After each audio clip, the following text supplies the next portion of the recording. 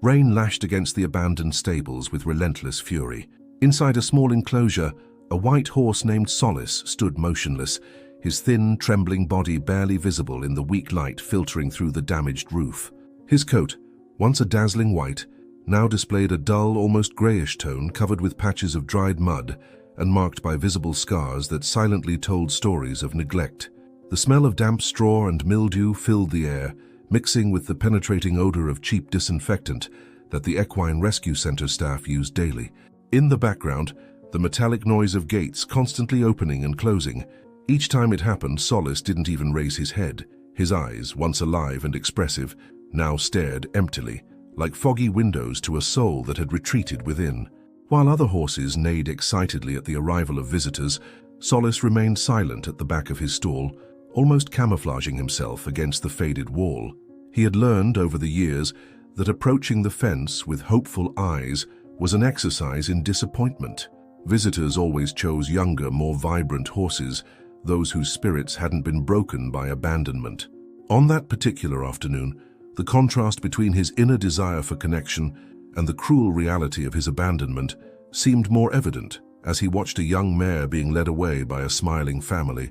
Something inside him painfully contracted, a fleeting memory of a time when children admired him, when his coat gleamed under the summer sun and his gallop elicited sighs of admiration. But that now seemed to belong to another life, to another horse, not to this faded and forgotten version of himself. The shelter staff didn't even bother calling him by name.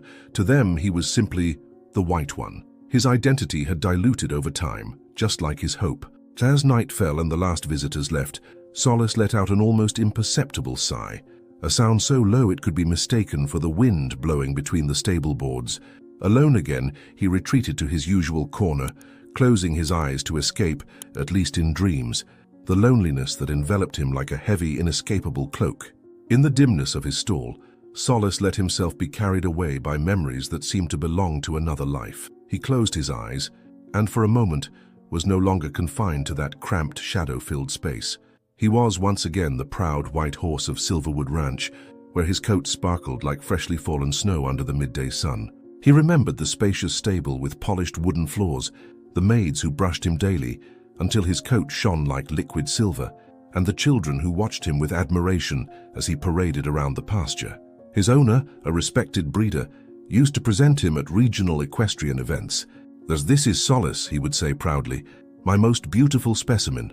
Solace recalled his first owner's gentle touch, the scratches behind his ears that he so enjoyed, and the fresh apples he received after a good presentation. Then, the memories darkened like clouds covering the sun. The financial crisis that devastated the region, the heated discussions he heard through the stable walls, the other horses being sold one by one until only he remained, perhaps out of sentimentality, perhaps for lack of buyers willing to pay what his owner thought he was worth. And then, that terrible night. The violent storm whose thunders seemed to tear the sky apart, the feeling of freezing rain penetrating to his bones as his owner led him away from the ranch.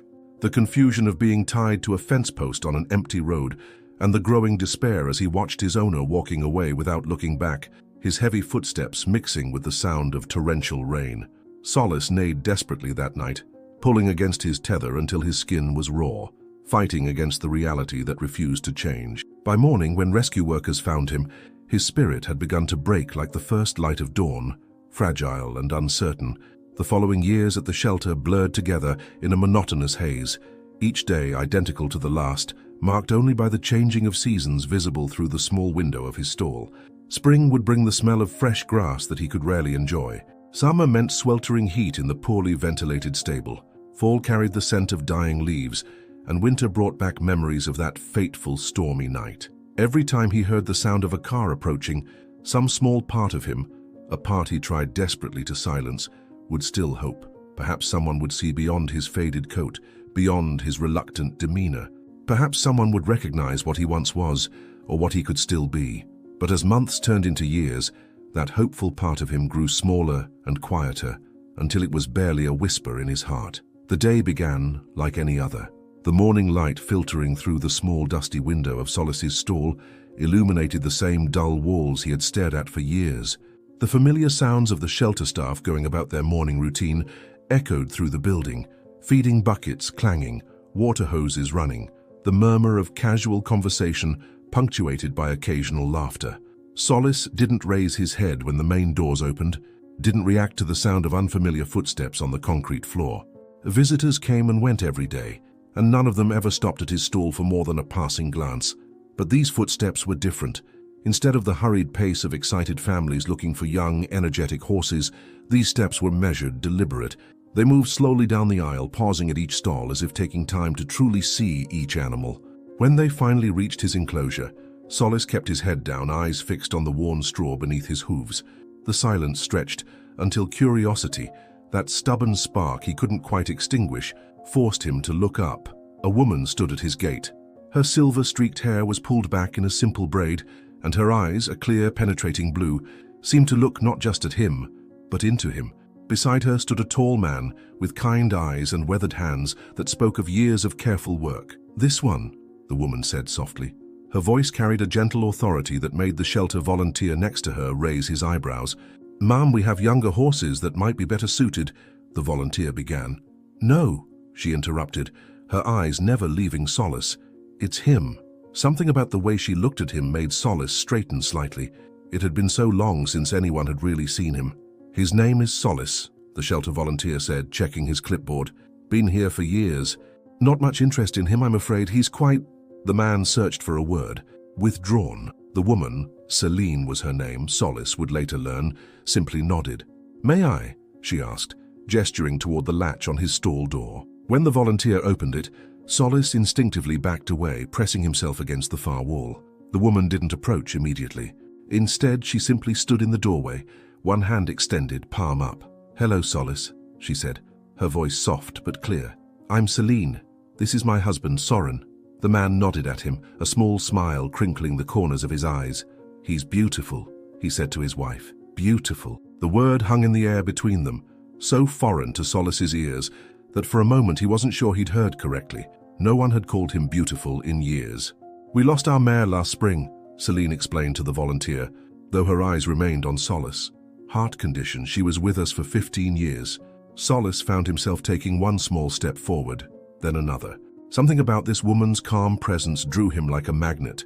When he was close enough, she slowly extended her hand. He tensed, expecting, he wasn't sure what, but her touch, when it came, was gentle, her fingers lightly tracing the star-shaped marking between his eyes that had faded to near invisibility over the years. "We'd like to adopt him," Soren said firmly. The volunteer's eyebrows shot up in surprise. "Are you sure? He's not exactly what most people are looking for. He's older, hasn't been ridden in years, and he's quite reserved." "We're sure," Celine replied, her eyes still locked with Solace's. Sometimes the heart recognizes what it needs before the mind understands why. Solace didn't understand what was happening.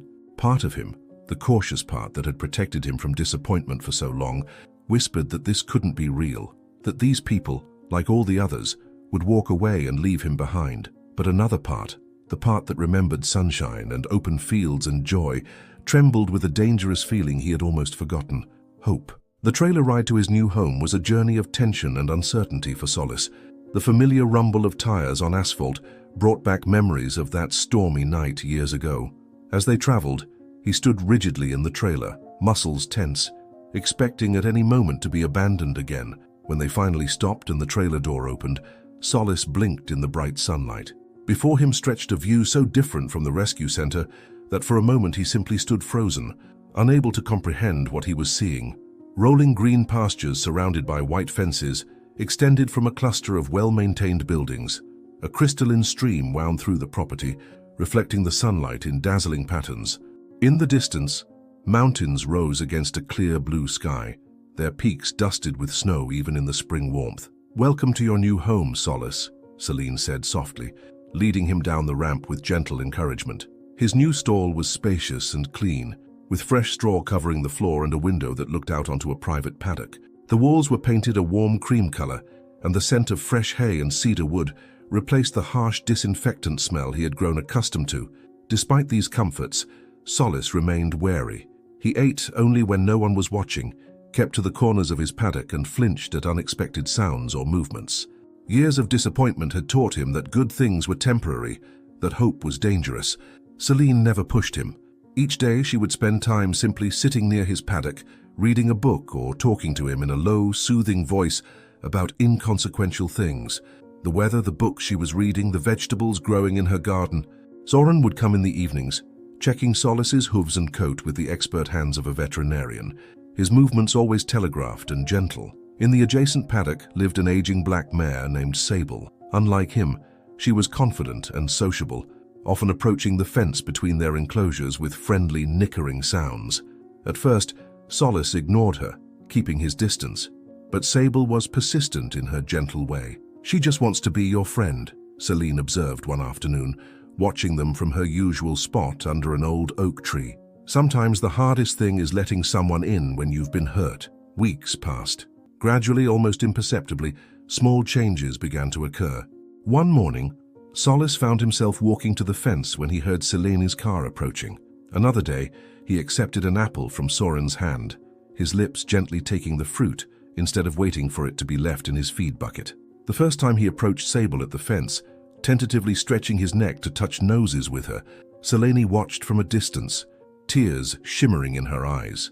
"Look at that," Soren said, coming to stand beside her. "He's starting to trust."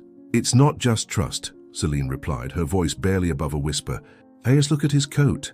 Indeed, Solis's once dull white coat had begun to regain its luster, the dirt and neglect of years washing away with daily grooming and proper nutrition.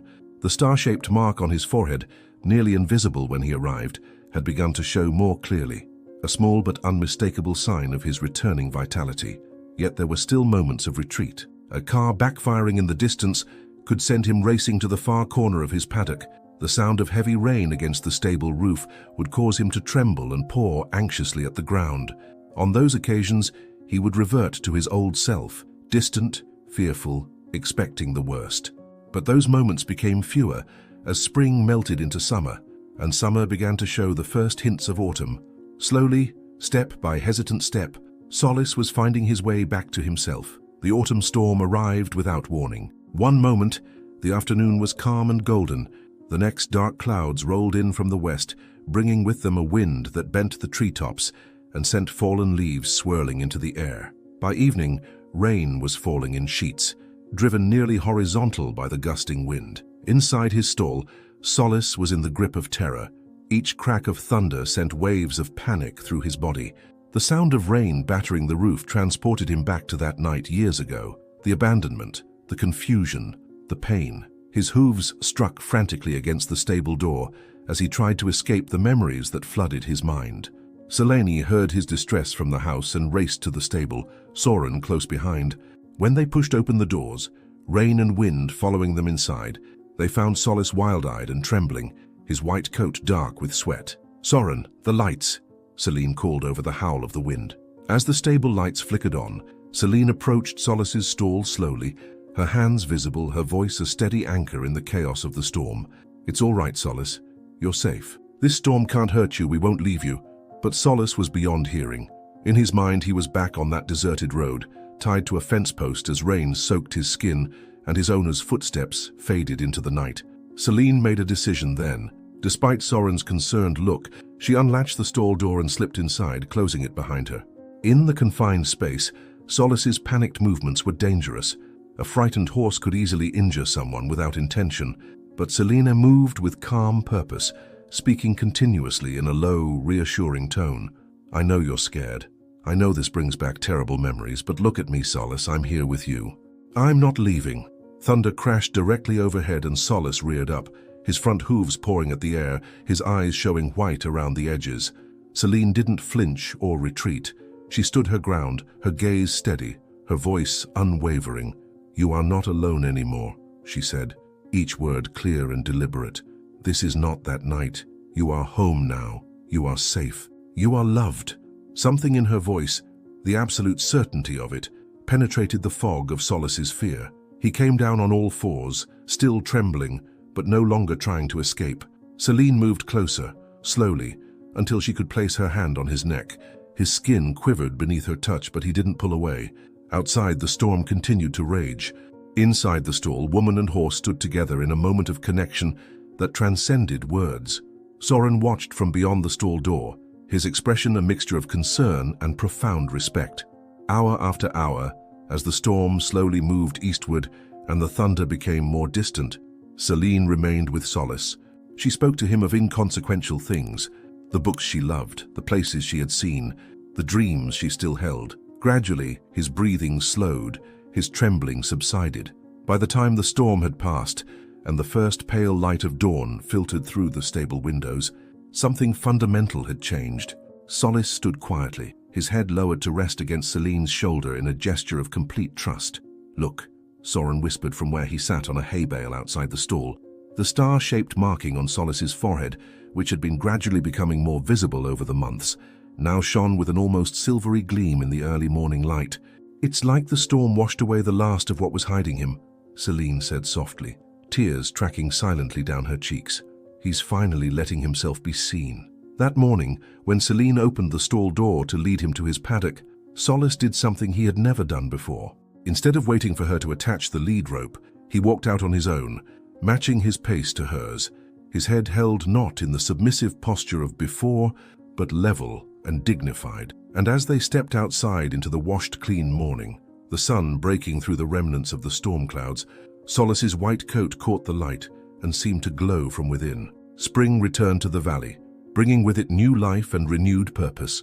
The pastures surrounding Celine and Soren's ranch bloomed with wildflowers, their colors dotting the green expanse like an impressionist painting come to life. The stream that wound through the property gurgled with the fresh meltwater from the mountains, and birdsong filled the air from dawn until dusk.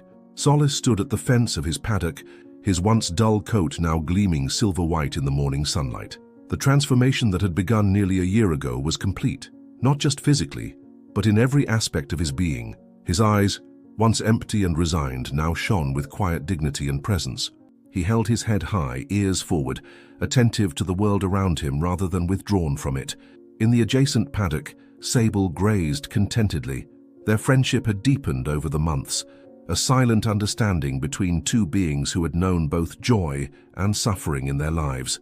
When she approached the fence, Solace no longer hesitated to meet her, their mutual greeting a daily ritual that spoke of trust restored. As the morning progressed, Celine emerged from the house carrying her usual book, ready for what had become her favorite part of the day, quiet time spent in Solace's company. But today was different.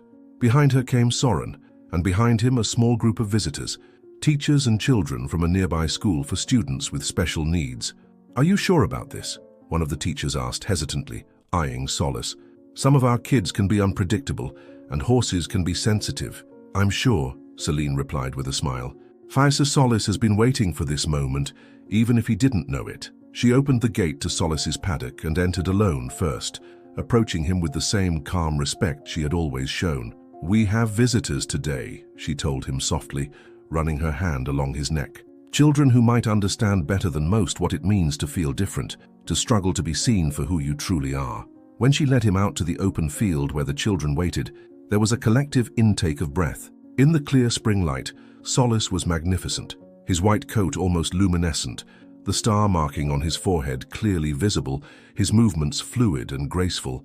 For a moment, he stood perfectly still, surveying the small group. Then, with a gentle nudge from Celine, he began to walk forward. The children watched in wide-eyed fascination as he approached, some stepping back nervously, others leaning forward in wheelchairs or braces, their faces alight with wonder. One child in particular caught Solace's attention, a small girl named Isla, sitting slightly apart from the others in her wheelchair. Unlike her peers who were chattering excitedly, she remained silent, her expression unreadable. According to her teachers, she had suffered a traumatic accident years ago and had not shown emotion in a long time. Something about her stillness, her separation, resonated with Solace. Without hesitation, he changed direction, walking directly toward her. The adults tensed, but Celine raised a hand, silently asking them to trust. As Solace approached the quiet child, he slowed his pace, then stopped a few feet away. For a long moment, horse and girl regarded each other in silence. Then, slowly, almost imperceptibly, Isla raised her hand. The entire field fell silent. With deliberate grace, Solace lowered his great head and stepped forward until her small fingers could brush against his muzzle. The touch was feather-light, tentative at first, then more confident. And then, something extraordinary happened. A smile, Small but unmistakable, curved Isla's lips.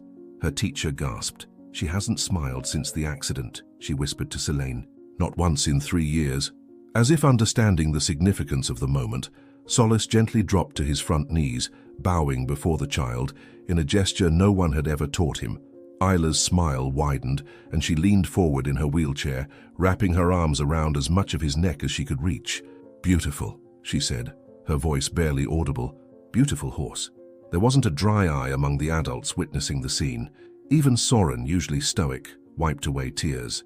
In the weeks that followed, word of Solace's gift spread. The school asked if they could bring more children for visits, and soon a modest equine therapy program took shape. Children who struggled with physical disabilities, emotional trauma, or developmental challenges found in Solace a patient, intuitive companion who seemed to understand their needs without words. "It's as if he knows exactly what each child needs from him," one therapist remarked to Selene. "With some, he's playful, with others, perfectly still.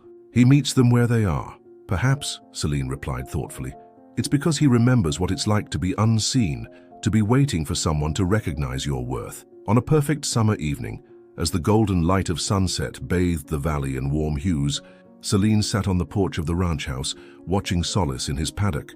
He stood at the fence, his white coat gleaming in the fading light, his gaze fixed on the distant mountains, as if contemplating mysteries beyond human understanding. Soren joined her, placing a gentle hand on her shoulder. "Penny, for your thoughts." Selene smiled, covering his hand with her own. "I was just thinking about names and how they shape us. Solace means comfort in sorrow, a source of relief or consolation. Fitting," Soren nodded. "He brings solace to those children, to us as well." "Yes, but I wonder if he was named with a different meaning in mind," Selene mused. "Maybe his first owner saw something in him even then, not just a beautiful horse, but a being with the capacity to heal, to bring light where there was darkness." In his paddock, Solace lifted his head, catching the last rays of sunlight. His white coat seemed to capture the light, holding it, transforming it before reflecting it back to the world. The star marking on his forehead shimmered like a promise kept. Some say certain animals are born with a purpose that transcends our understanding. Perhaps Solace, the forgotten horse, was always meant to become what he now was. Not just a survivor, but a healer, a bridge between pain and possibility. Under the same moon that had once witnessed his abandonment, he now stood tall and free, his spirit completely his own. The horse who had once been invisible had become impossible to ignore, not because he demanded attention, but because he offered in his quiet presence, a reminder of what remains possible when we dare to begin again. My friends, we've come to the end of the story. Did you like it? What lesson can you bring to life from this story? Leave it here in the comments. Leave your like, subscribe to the channel, and watch this video that's playing on your screen. This story will impact you. See you next time.